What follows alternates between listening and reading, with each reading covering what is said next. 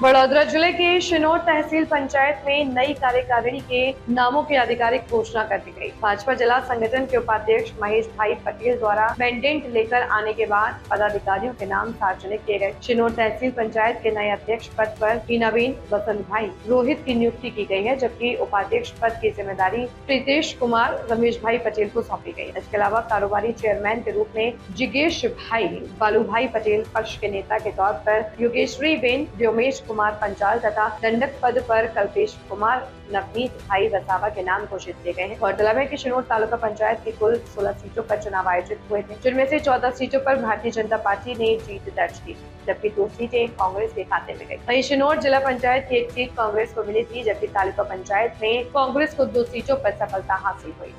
Bharatiya Janata party द्वारा जे mandate आपवामां आवेल छे तेमां अमारा सिनोर तालुका में प्रमुख तरीके हीनाबेन तथा उपप्रमुख तरीके प्रीतेशभाईનું मैंडेट आवेल छे अने अमे आ बंने उम्मीदवार जे अमारा प्रमुख ने उपप्रमुख छे तेओ सिनोर तालुका में खूब काम करी सिनोर तालुका ने वडोदरा जिला में फर्स्ट नंबर लावे ए ज अभ्यर्थना छे अमारी।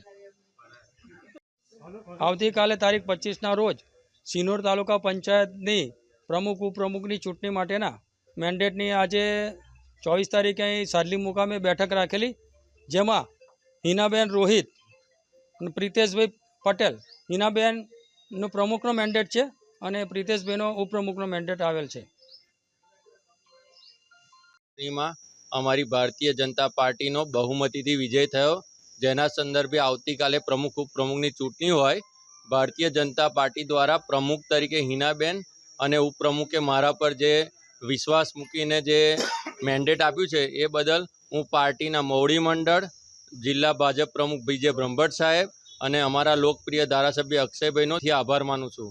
જ્યારે ભાજપનું પાર્લામેન્ટથી પંચાયત સુધી શાસન હોય એમાંની અમે કડીરૂપ તાલુકા પંચાયત પ્રજાના કાર્યો કરવામાં અને મોદી સાહેબના વિકસિત ભારતના સપનાને પૂરું કરવા માટે તનતોડ મહેનત કરીશું અને આગળ પણ અમારી સત્તા હતી અને હમણાં પણ અમારી છે, છતાંય કોઈના જો પ્રશ્નો રહી ગયા હોય તેનો નિકાલ લાવવામાં અમે ભરપૂર પ્રયાસો કરીશું। બસ એ જ। ભારત માતા કી જય।